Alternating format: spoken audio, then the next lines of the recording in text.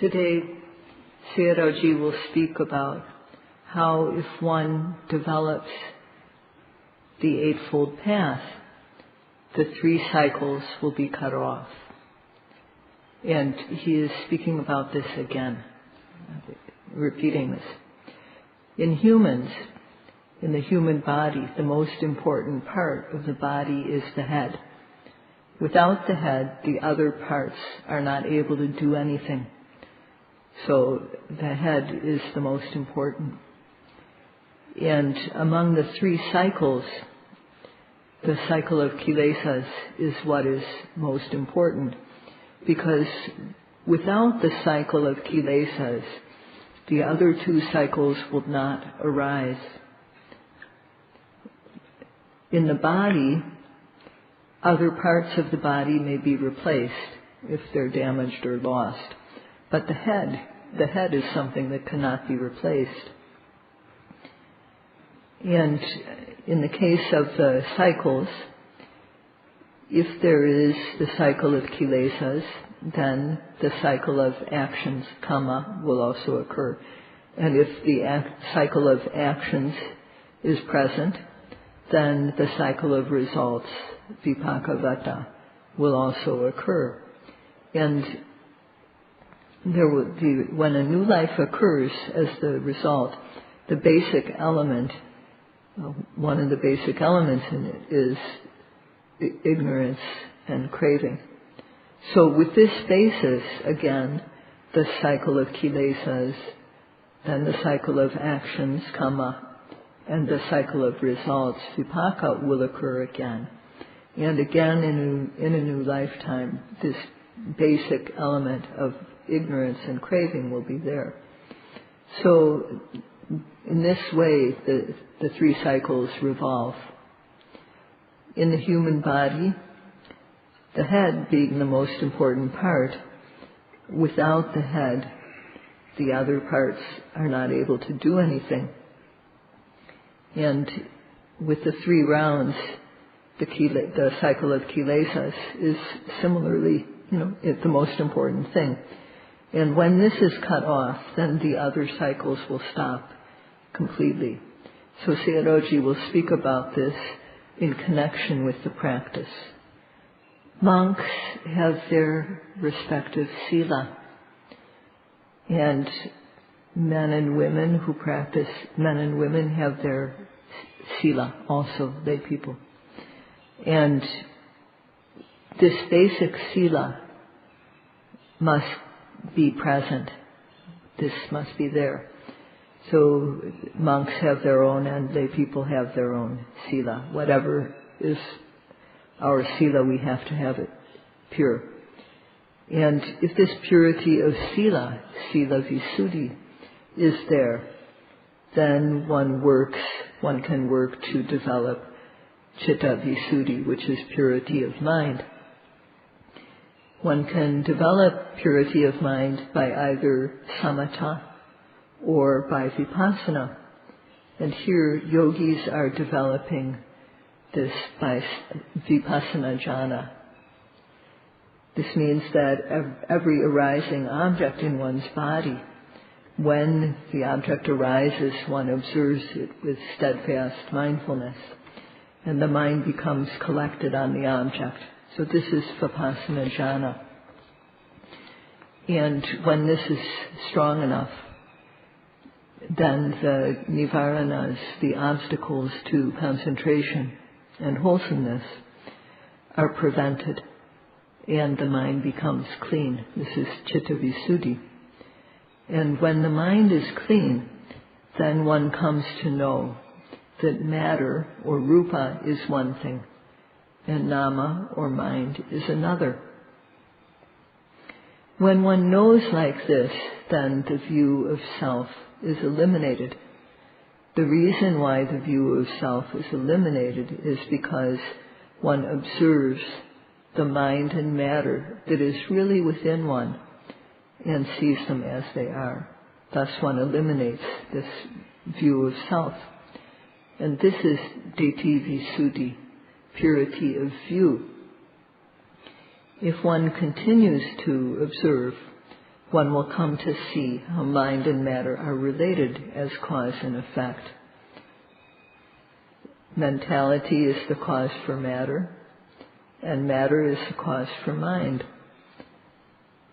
Matter is also the cause for matter, and mind is also the cause for mind.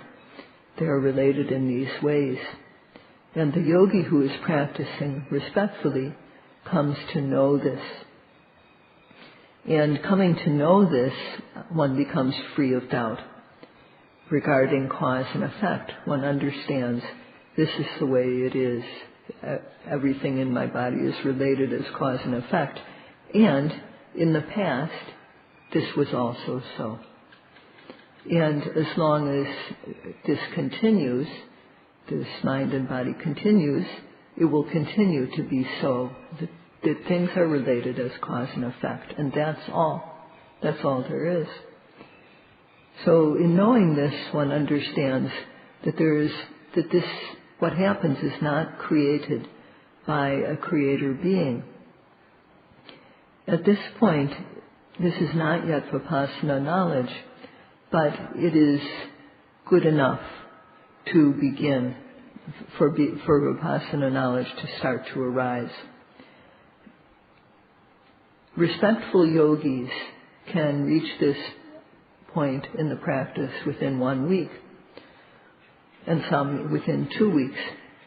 If one has not reached this stage within 2 weeks, it means that one does not understand the benefits of satipatthana or does not value or cherish them.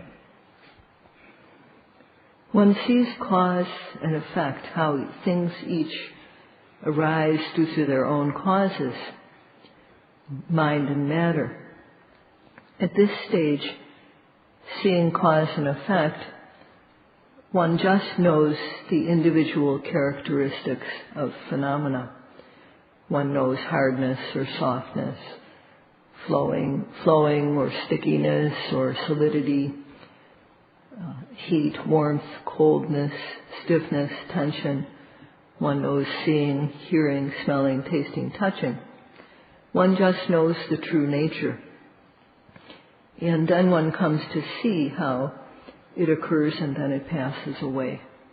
The abdomen rises and then passes away. And so one sees how things start and continue and then have an end. And this is something that is common to every single bit of mind and matter, that it has this start and end, it arises and passes away. So one comes to know, starts to know what mind and matter all have in common. And some yogis, they see how things arise and then pass away and are impermanent. They see this impermanent characteristic. And some people see the oppressiveness of this, how this is suffering. Some people see how this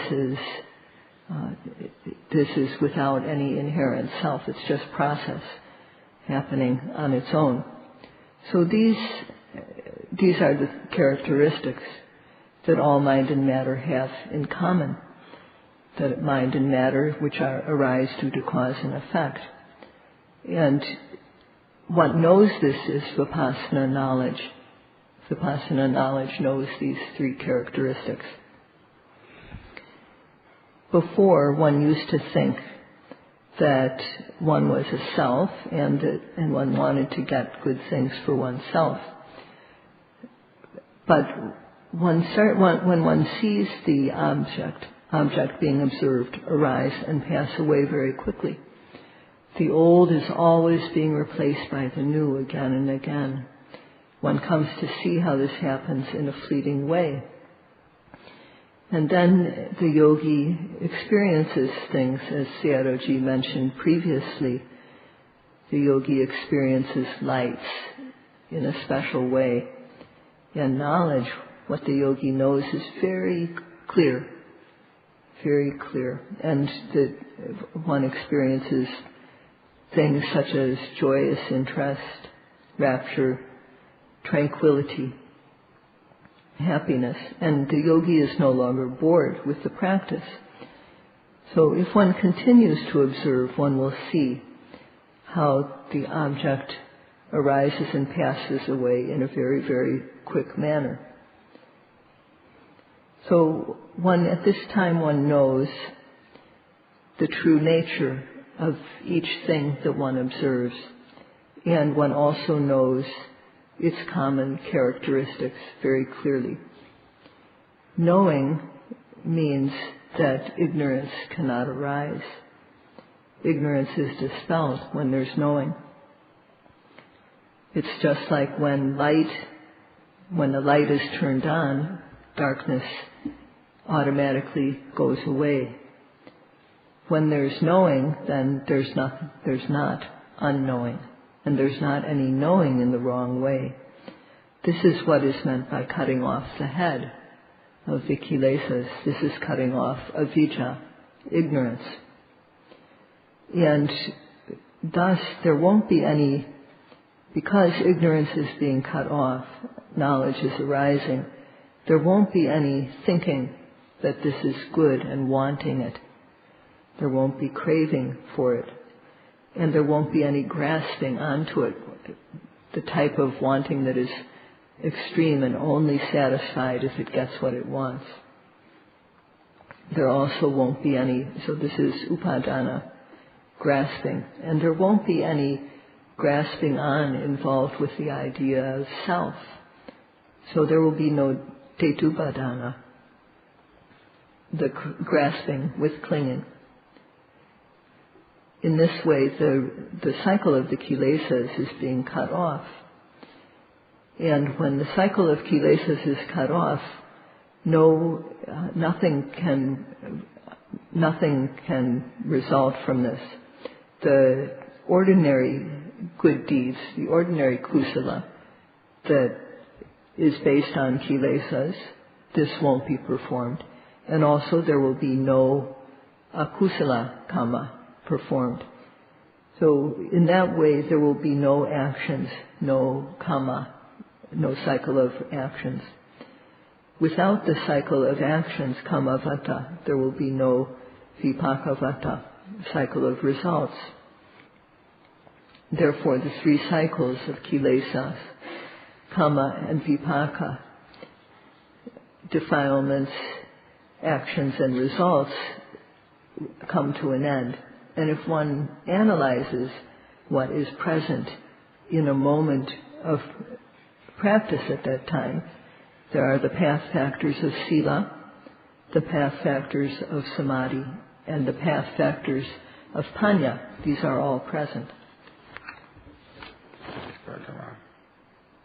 Which is the stage of seeing the very fast arising and passing away of phenomena. And one continues to observe. One's effort, sati, and concentration, virya, sati, and samadhi, become better. And then one doesn't need any special effort, no special aiming needed or effort needed to observe the object. Sati automatically observes the arising object one after another, and the mind falls collectedly on the object again and again, and one comes to know. So one sees the object and the noting mind, just this pair, again and again. And it's like seeing two people jump off a bridge into water again and again. So before this, one sees the object disappearing, but one did not see the mind, the observing mind, disappear. But at this stage in the practice, one sees the object of observation disappear, and one also sees the noting mind, the observing mind, disappear.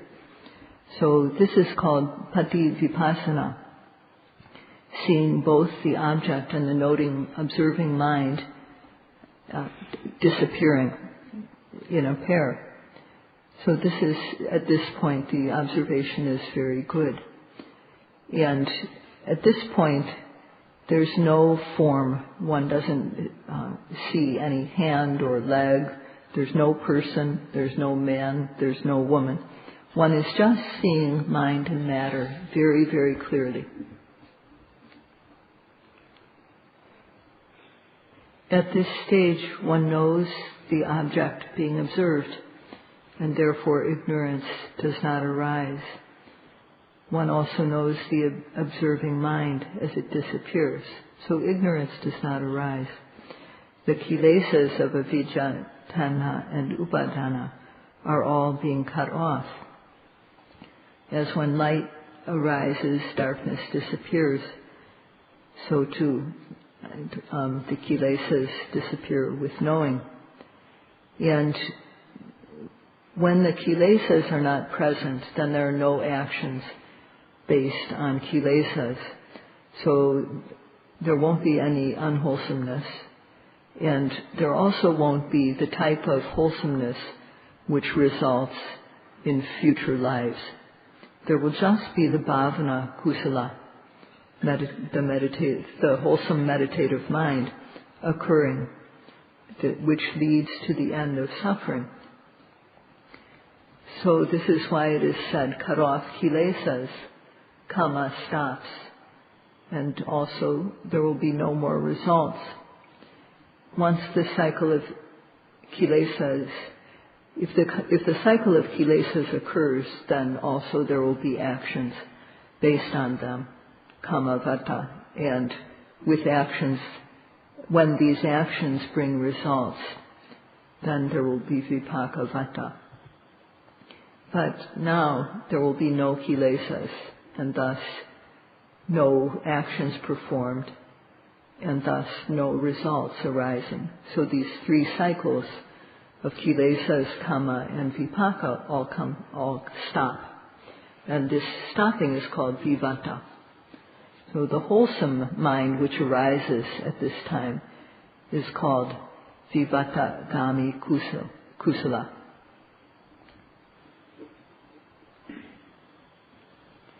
At this time, the Buddha used a word to describe what happens that is very appropriate. And this word is santi, S-A-N-T-I. And this means that there's freedom from the agitation of lust. The agitation of lust, raga, is being stilled. There's freedom from the agitation of dosa, anger. This is being stilled. The agitation of moha, not knowing, is being stilled. And there's no roots to the kilesas either. These roots of kilesas are also eliminated.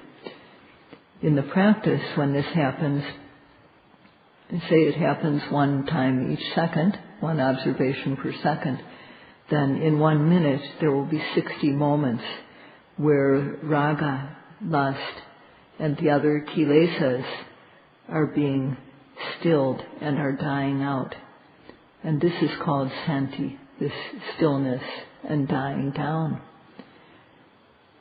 It's not permanent, it's momentary, because it is occurring at the moment of Vipassana knowledge.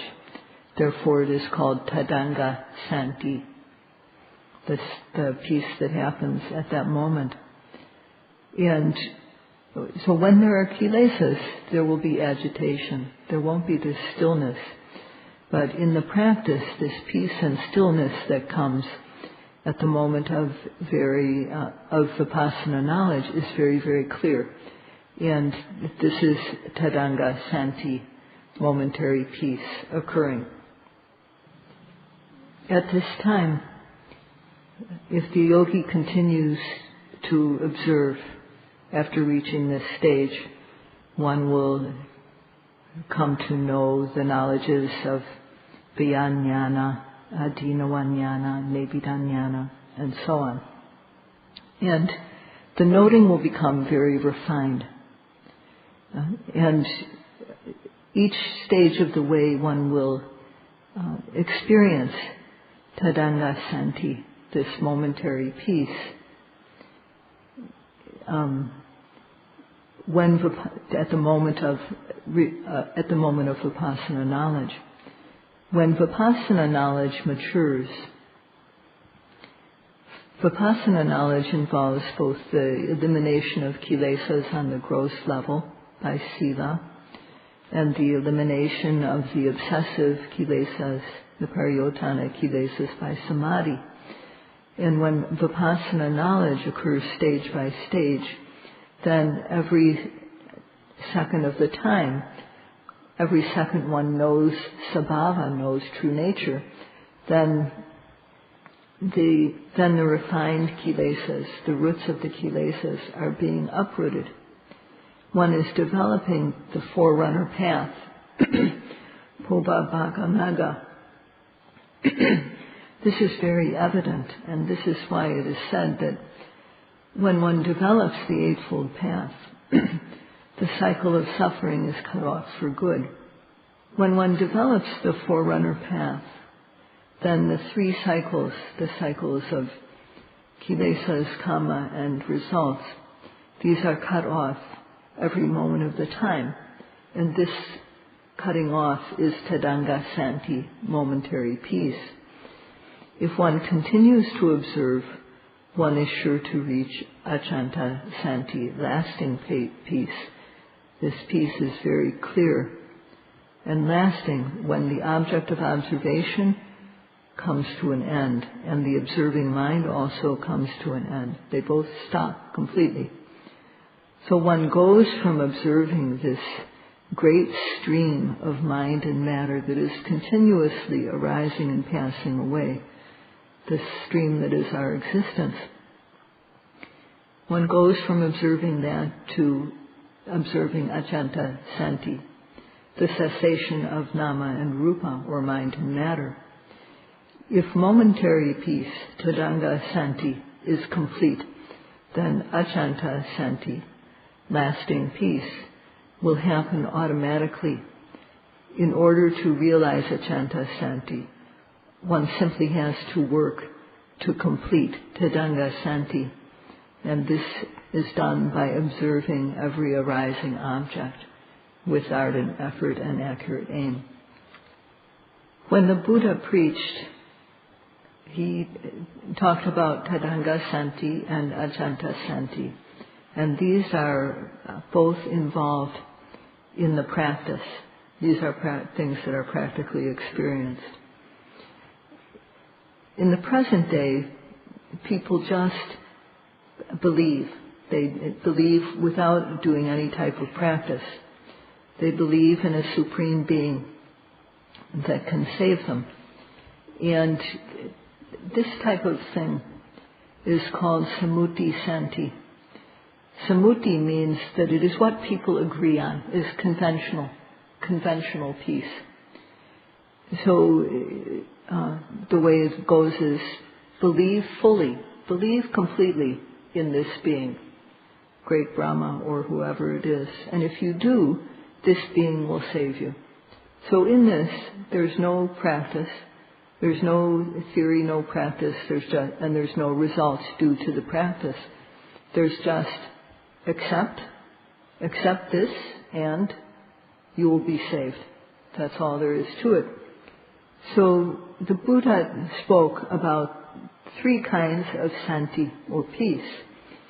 And tadanga santi is that which we have to practice to develop before one reaches achanta santi. This momentary peace has to be developed, practiced with the three trainings, sila, samadhi, and panya. And when tadanga santi, momentary peace, is fulfilled, then naturally achanta santi will result.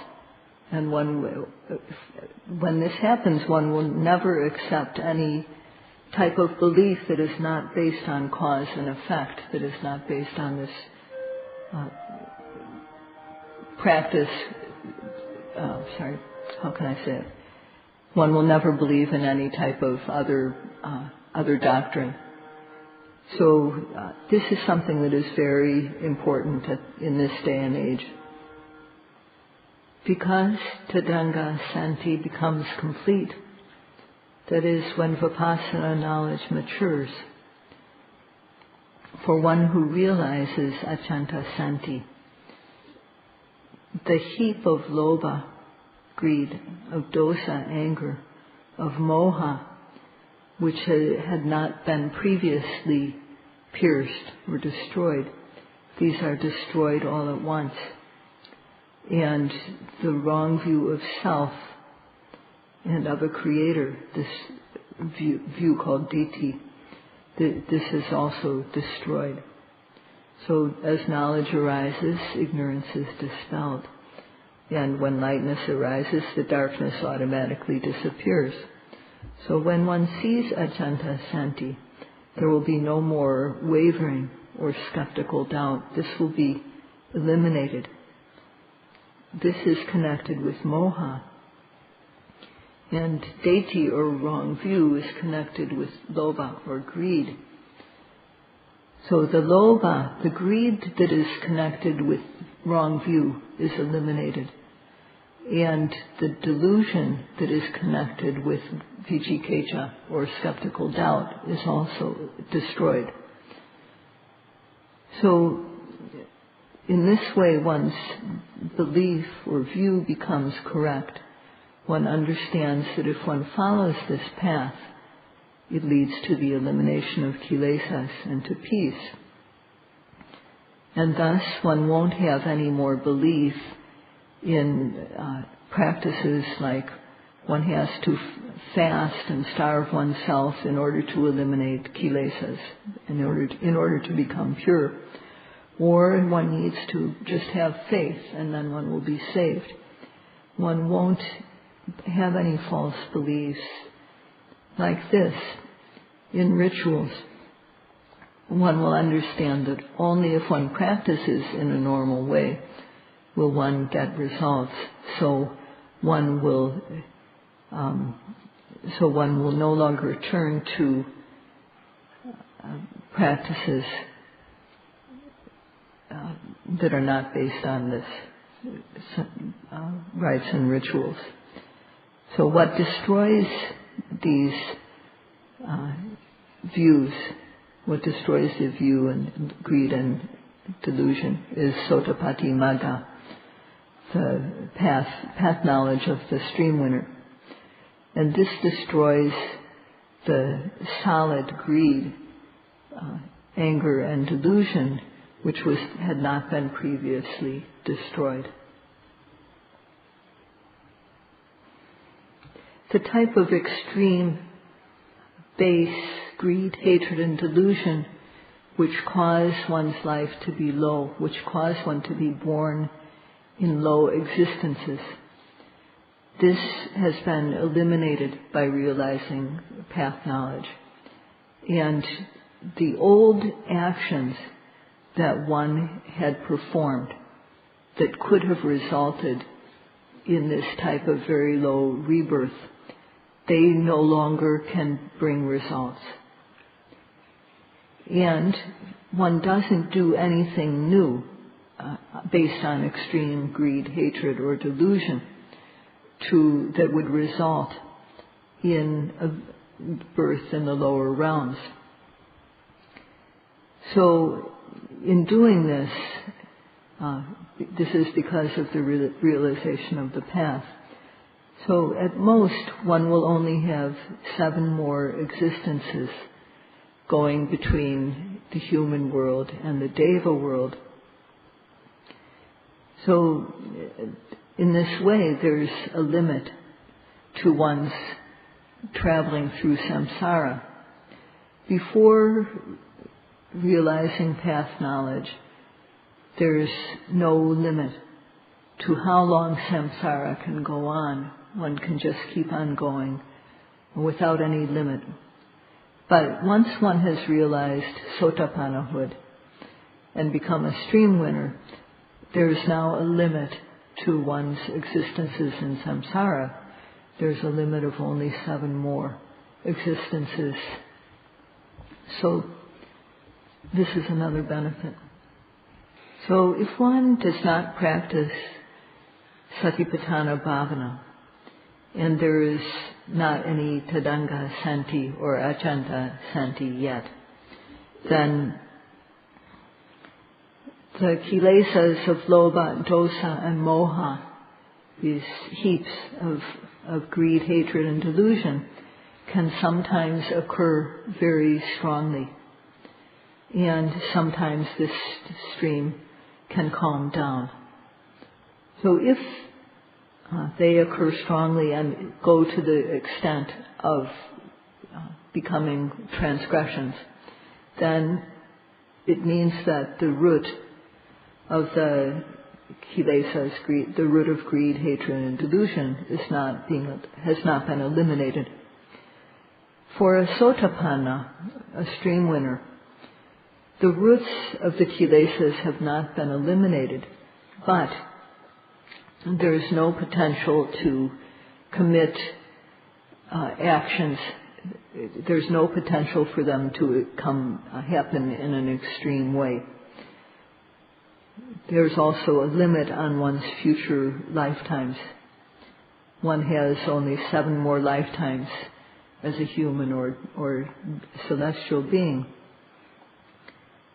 So most of all, one no longer commits any unwholesomeness that leads to birth in the lower realms. So these two benefits, these are the benefits of sotapannahood, are that the ocean of samsara is dried up so that one has a limited number of future lifetimes, and also that the door to the lower realms, which are devoid of happiness, in Apaya there's no happiness at all, and the path to these lower realms of Apaya is closed.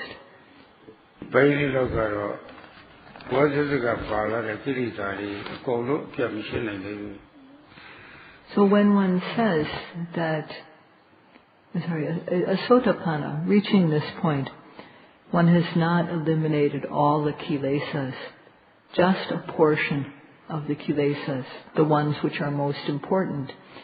And this is to say that the less important kilesas are still present. The most important ones are deti and vicikiccha, wrong view and skeptical doubt, as well as the grossest level of greed, hatred and delusion, which lead to the rebirth in lower realms. So this is what has been eliminated. But there are others that remain to be eliminated. And this topic will be continued tomorrow. However, in essence, what Sayadaw-ji said is that if one practices the trainings of Sila, Samadhi and Panya, the practice of Satipatthana, then this is the practice which makes one a true human being, which gives one the capability to have a humane heart and to develop special knowledge above average human knowledge. So this has a guarantee. It is guaranteed to bring these results, and only the Buddha gave this guarantee and taught in a way that is connected with practice. So those who have faith try, and if in 1 week, one can see something special. If in 1 month one has not seen anything special, then it means that one does not have faith, or one has faith but does not make enough effort. So for today, this is all.